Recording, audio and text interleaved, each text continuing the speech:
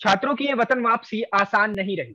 बम धमाकों के बीच फंसे भारतीयों को निकलने के लिए भारत सरकार ने ऑपरेशन गंगा चलाया। भारत सरकार के 4 मंत्री यूक्रेन के पड़ोसी देश में तैनात किए गए। कुल 90 फ्लाइट्स की मदद से 22,500 भारतीयों को यूक्रेन से भारत लाया गया। वतन वापसी में वापस आने वाले ज्यादातर वे छात्र थे जो यूक्रेन में मेडिकल की पढ़ाई कर रहे थे। इनमें कोई फर्स्ट ईयर का छात्र था तो किसी को बस एमबीबीएस की डिग्री मिलने ही वाली थी।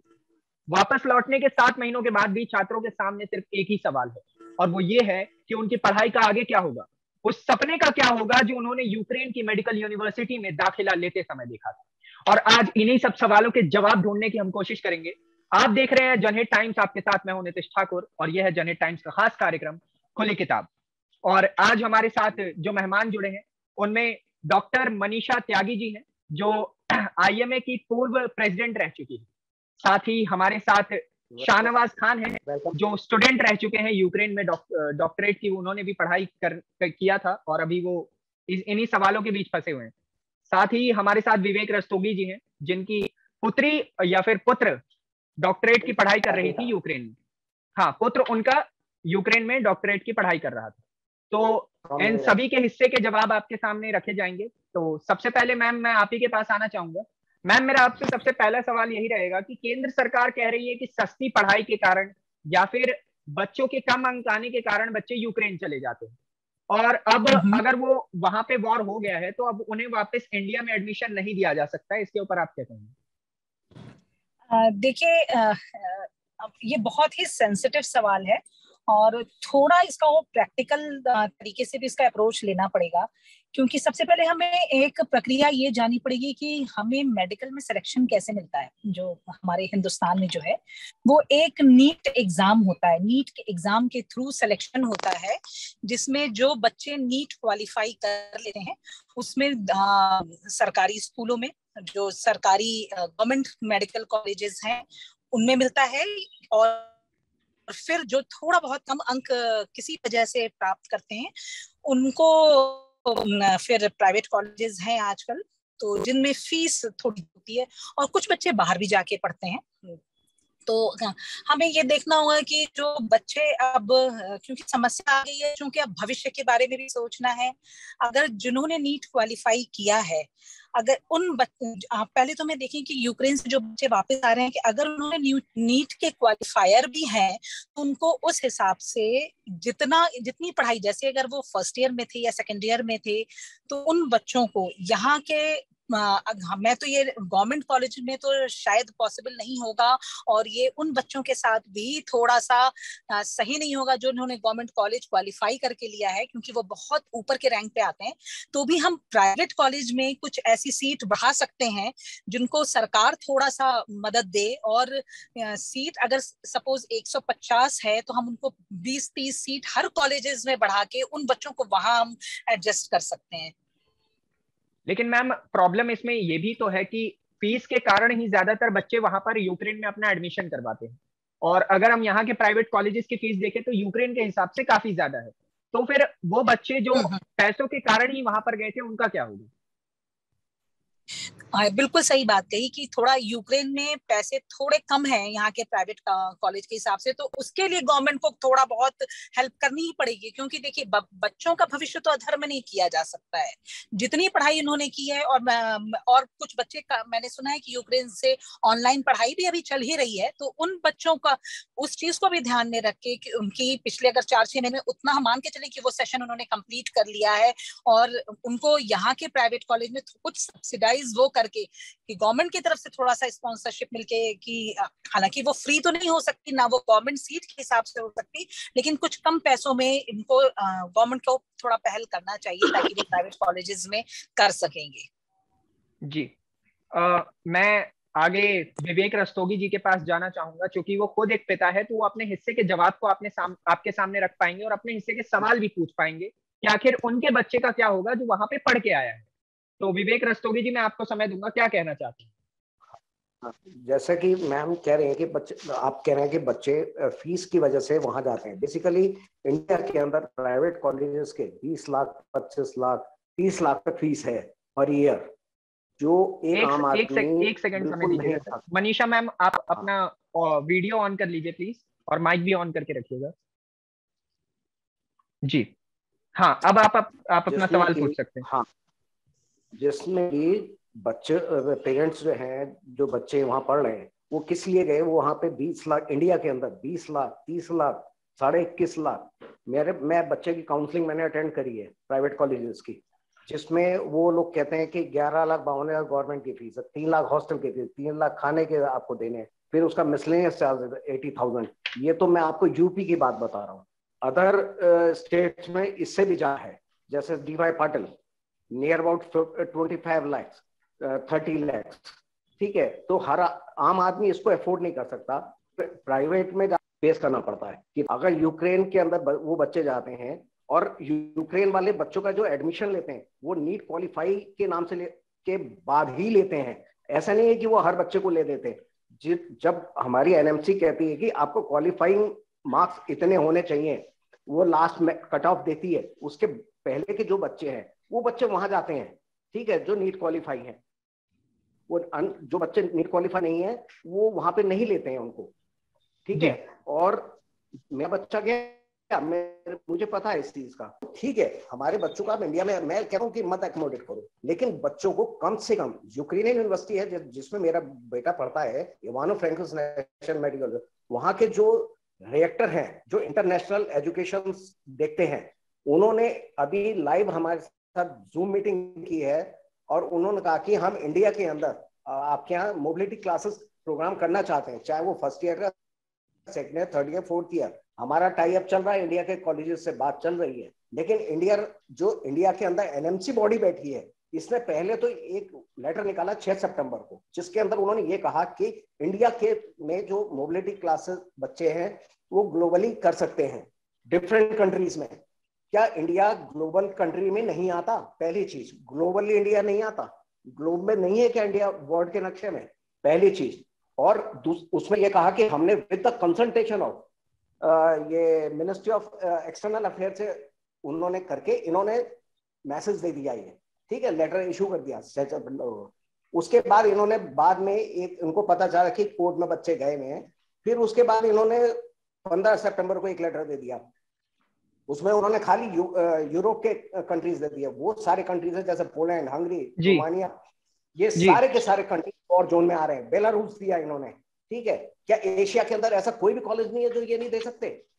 जब वहां के रिएक्टर वहां के इस बात के लिए कह रहा है कि हम इंडिया में अपने स्टाफ से अपने बच्चों, आपके बच्चों को पढ़ा सकते हैं, अब आके हम एकोमोडेट कर सकते हैं इस चीज को, और हम लोग कह रहे हैं ठीक है, आप हमें बच्चों के लिए परमिशन दे दीजिए, जब जैसी वॉर खत्म होगी हमारे बच्चे वहां शिफ्ट कर दें, जैसे सीज फायर होगा। ठीक है, हम तो ये चाहते हैं कि बच्चों की पढ़ाई कंटिन्यू रहे, हम ये नहीं चाहते गवर्नमेंट पे ज्यादा टाई अप हो रखा है उन लोगों को। मनीषा जी को समय दे देते हैं तक की जवाब देने के लिए। हाँ जी जी, क्या कहेंगे मनीषा जी? ये एक पिता का सवाल था जो इन सभी समस्याओं से जूझ रहा है, क्या जवाब देना चाहेंगे? नहीं, थोड़ा सा मैं इनका थोड़ा से बात बीच में मैं कट रही, मैं समझ नहीं पाई कि जी इनका कहना है कि थोड़े के लिए ही इनको एकोमोडेशन चाहिए यहाँ पे बच्चों को, थोड़ा सा ये कह रहे हैं कि वापस वो बुला रहे हैं, बुलाएंगे जहाँ सीज फायर हो जाएगा तो वो वापस यूक्रेन चले जाएंगे। क्योंकि देखिए, जो मुझे लगता है कि गवर्नमेंट बॉडी इस हिसाब पे कभी नहीं मानेगी कि बच्चों को यहाँ पे कंटिन्यू गवर्नमेंट उसमें कराया जाए, क्योंकि उनकी एक तो नहीं, उनका सवाल, हाँ जी, उनका सवाल ये था, मैं आपको बताता हूँ, उनका सवाल केवल ये था कि क्या एशिया में ऐसा कोई और देश नहीं है जहां पर उनके बच्चों की पढ़ाई करवाई जा सके? जितने भी कॉलेजेस सरकार द्वारा दिए गए हैं ट्रांसफर करवाने के लिए, वो सारे उसी रीजन के आसपास, वॉर जोन के आसपास के ही हैं, चाहे वो बेलारूस हो या फिर कोई भी देश हो, हंगरी हो। उसके बावजूद अगर दिए गए हैं तो यूएस दिया गया है, फ्रांस दिया गया है, ऑस्ट्रेलिया दिया गया है, जॉर्जिया, कजाकिस्तान, लिथुनिया, मालदोवा, ये सारे देश दिए गए हैं। तो क्या एशिया इतना सक्षम नहीं है, या फिर भारत ग्लोबल मैप में नहीं आता है जो वो अपने बच्चों को पढ़ा सके, अपने ही देश के बच्चों को पढ़ा सके?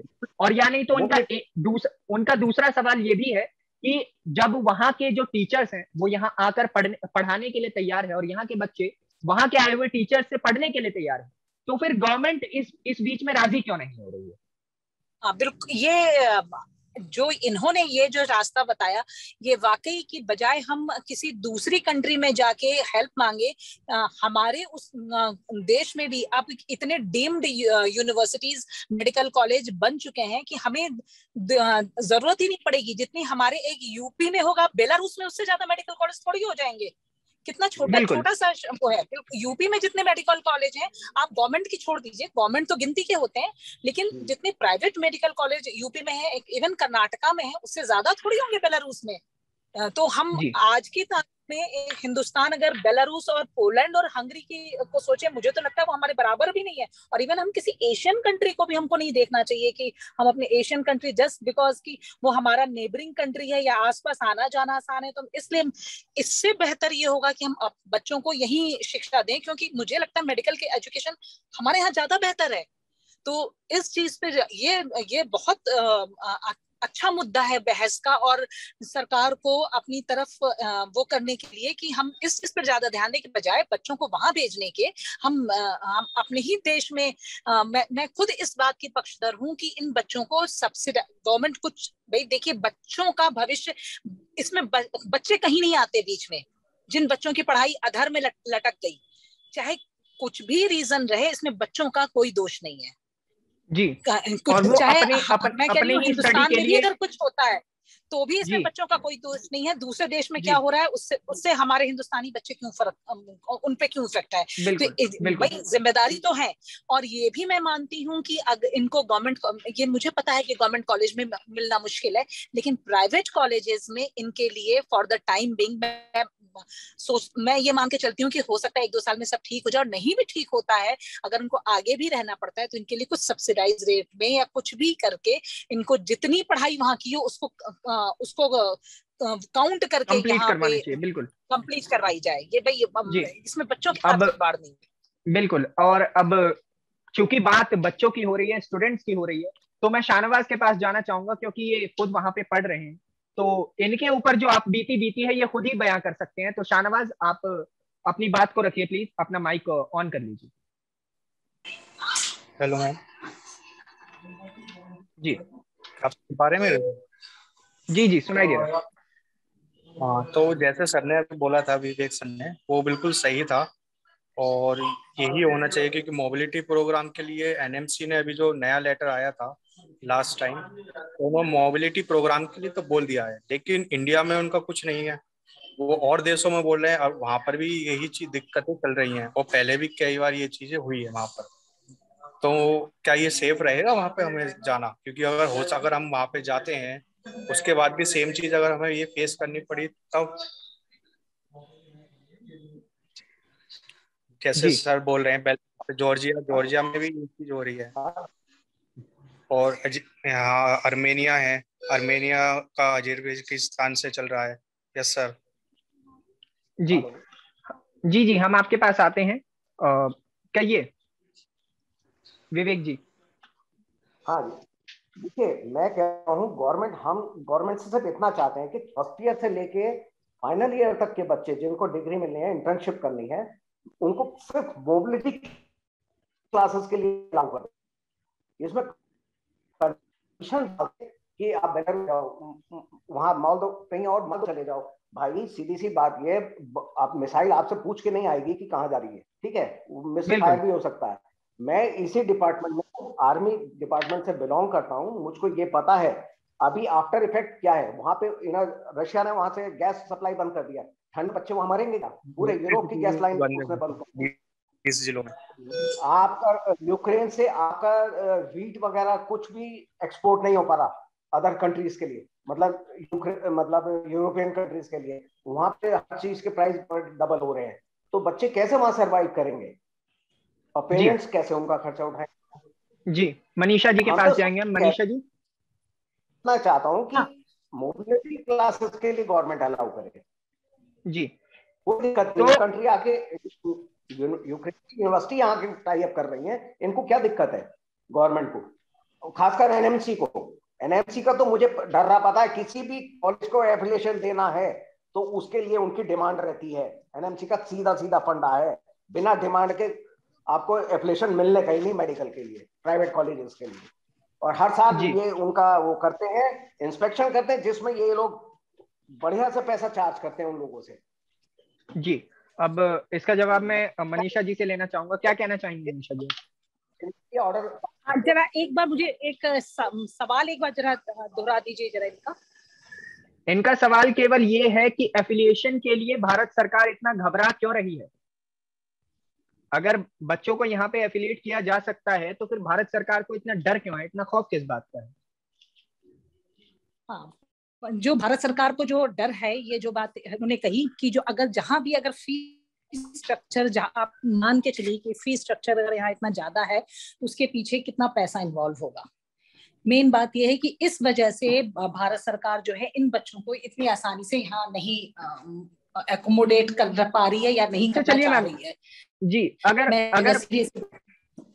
इंडियन मेडिकल कॉलेज में जो उसकी पढ़ाई है, जो गवर्नमेंट पढ़ाई है, वो इतनी सस्ती है, उसके वो आप उसकी पढ़ाई को देखिए, और भी जहां प्राइवेट है तो उसमें फीस जो है आपकी मिनिमम 11-12 लाख से लेकर अंडर ग्रेजुएट की अगर मैं पढ़ी है, वो आप बात सही है, लेकिन जब फॉरेन में क्यों है? फिर फॉरेन में इतना इकोनॉमिकली है और आपका यहाँ हमारे इंडिया में प्राइवेट कॉलेज का मैनेजमेंट सीट पर कितना कॉस्टली है, ये आपको भी मालूम है। पर ईयर वो कितना पेड करते हैं उतने।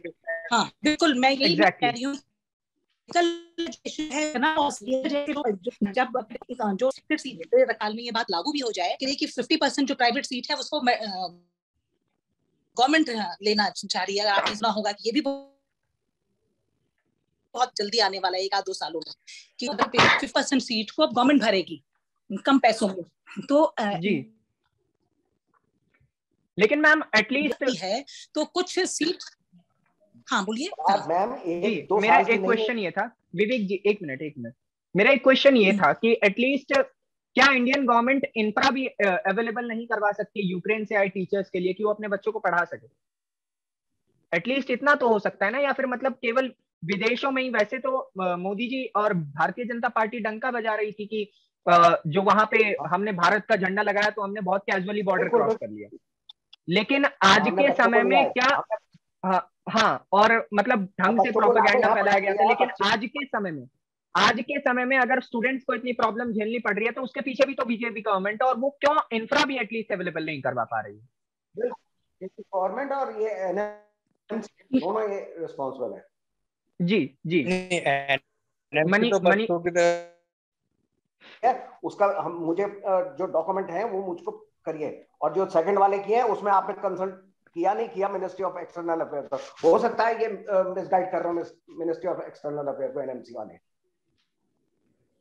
मनीषा जी को समय देते हैं उनके जवाब को रखने के लिए। एक मिनट को मोबिलिटी क्लासेस के लिए अलाउ करते हैं, चाहे वो फर्स्ट ईयर का हो चाहे फिफ्थ ईयर।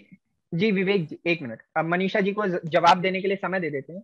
जी मनीषा जी, इन सभी सवालों का क्या होगा? नहीं देखिए, इस मामले में तो मैं जितने भी जो स्टूडेंट वहां से विस्थापित हुए हैं उनके मैं बिल्कुल साथ हूं। अगर वो चाहें तो इसके लिए एनएमसी से और इवन वो आईएमए से भी, इंडियन मेडिकल एसोसिएशन से भी, क्योंकि भाई ये हम मान के चलते हैं कि ये आगे के फ्यूचर डॉक्टर्स हैं। ये जो बच्चे जहां से भी आ रहे हैं, जिन्होंने जो भी एमबीबीएस डिग्री, वो फ्यूचर डॉक्टर्स हैं। तो बहुत सी ऐसी चीज है जिनके लिए अगर हम लड़ाई लड़ते हैं तो इन मामलों के लिए मुझे लगता है कि कोई भी ऐसा नहीं है जो उनका साथ नहीं देगा। ठीक है कि वो अपनी चॉइस से वहां यूक्रेन गए थे, लेकिन अब इस वजह से किसी भी बच्चे का फ्यूचर तो नहीं बर्बाद होना चाहिए, और उनको सही समय पे, मतलब मिनिमम टाइम उनका ऑलरेडी काफी समय बर्बाद तो हो ही चुका है, इतने महीने। तो उसके लिए मुझे लगता है कि हमें करना चाहिए कि किसी भी तरह से यहाँ के मेडिकल कॉलेज में उन लोगों को एकोमोडेट किया जाए कम से कम पैसों। मोबिलिटी एकोमोडेट करिए, मोबिलिटी, सिर्फ मोबिलिटी। हाँ बिल्कुल बिल्कुल, मैं परमानेंट एकोमोडेशन के फेवर में मैं भी नहीं हूं, नहीं तो उन बच्चों के साथ इनजस्टिस होगा जो 7 लाख 8 लाख बच्चे हर साल एडमिशन लेने से रह जाते हैं। ठीक है, बिल्कुल बिल्कुल सही बात है। हाँ, उसके लिए उन बच्चों के साथ इनजस्टिस, अगर मान लिया इन बच्चों को एडमिशन मिलता है तो वो 7 लाख बच्चे भी रिट दायर करेंगे, ये सब चीज कैंसिल होगी। एग्जैक्टली यही मैं कहना चाह रही हूँ कि अगर जहां अगर परमानेंट हो जाएगा तो वो बच्चे हाँ दे दें। यूक्रेन की यूनिवर्सिटी यहाँ पे अपना इंफ्रास्ट्रक्चर जिनसे भी वो टाई अप कर रहे हैं, इवानो फ्रैंकिस नेशनल मेडिकल यूनिवर्सिटी है, वो इंडिया के 5 मेडिकल कॉलेज से टच में है, प्राइवेट कॉलेजेस से, ठीक है। वो लोग अपना स्टाफ भेजेंगे या वो यहाँ के स्टाफ से कुछ भी करेंगे, लेकिन बच्चों को ऑफलाइन पढ़ाएंगे फॉर द वॉर पीरियड के लिए। मैं ये नहीं कह रहा कि परमानेंट हमारे बच्चों को आप यहाँ रखो, मैं सिर्फ इस बात के लिए मैं कह रहा हूँ ठीक है आप मोबिलिटी अलाउ तो करो, उसमें कंडीशंस क्यों डालते हो बच्चों के लिए? बेसिक चीज है। और ऐसा नहीं है कि फॉरेन कंट्री से जो लोग बच्चे पढ़ के आते हैं वो अच्छे डॉक्टर नहीं होते। हमारे यहाँ के बेस्ट से बेस्ट सर्जन इंडिया से जाके अभी यूएस के अंदर, इंडिया मेरठ का ही है डॉक्टर विनय भरत जी का बेटा, इंडिया यूएस के अंदर जाके लंग्स ट्रांसप्लांट कर रहा है कोविड के पीरियड में। क्या ऐसा नहीं है? वहां पे भी फैसिलिटीज हैं तभी वो वहां लंग ट्रांसप्लांट कर रहे हैं। इंडिया में करके दिखा दे कोई लंग ट्रांसप्लांट, इंफ्रास्ट्रक्चर हो, है नहीं इन लोगों के पास। हमारे यहाँ के बढ़िया से बढ़िया सर्जन या प्रैक्टिशनर्स है सब वहां से, अभी मुजफ्फरनगर में डॉक्टर मुकेश जैन है, जर्मनी जाते हैं वो लेटेस्ट टेक्नोलॉजी सीखने। इंडिया में हमारे यहाँ नी ट्रांसप्लांट वर्ड फॉरेन कंट्री में पहले हो गया, वाजपेयी जी के टाइम पे वो अपना करा के आए, उसके बाद नी ट्रांसप्लांट स्टार्ट हुआ इंडिया के अंदर। ऐसा नहीं है कि वहां की पढ़ाई खराब है। बिल्कुल बिल्कुल, मैं आपके पास वापस लौटूंगा। मैं आखिरी कुछ समय हमारे पास है। FOCS लंदन, FOCS यहाँ। विवेक जी एक मिनट। अब मैं हमारे पास आखिरी कुछ समय है, तो मैं मनीषा त्यागी जी के पास जाना चाहूंगा। मैं आपको 2 मिनट देता हूं मैम। आपके हिसाब से इसका एक निचोड़ क्या निकाला जा सकता है कि आखिरकार हम क्या करें जिसे इस चीज को संभाला जा सके, बच्चों का भविष्य ना बर्बाद हो, सरकार ऐसा क्या कर सकती है? मैं आपके पास आऊंगा विवेक जी, मैं आपको भी समय दूंगा। नहीं सर, मैं आपको भी समय दूंगा जी। मनीषा जी 2 मिनट में बताइए। देखिए मेरा तो बिल्कुल ये मानना है कि यहाँ से टाई अप करना चाहिए। कुछ मेडिकल कॉलेजेस जो प्राइवेट या डीम्ड यूनिवर्सिटीज हैं, सरकार को इन बच्चों को उतने कुछ कॉलेजेस में चाहे इनको एकोमोडेट करे। अब कि मैं भी इस फेवर में नहीं हूँ कि परमानेंट तो नहीं हो सकता। नहीं वो विवेक जी मैं आपको आपका समय दूंगा प्लीज। विवेक जितने समय तक वहां पे प्रॉब्लम्स हैं या कुछ भी, तो उसको करे।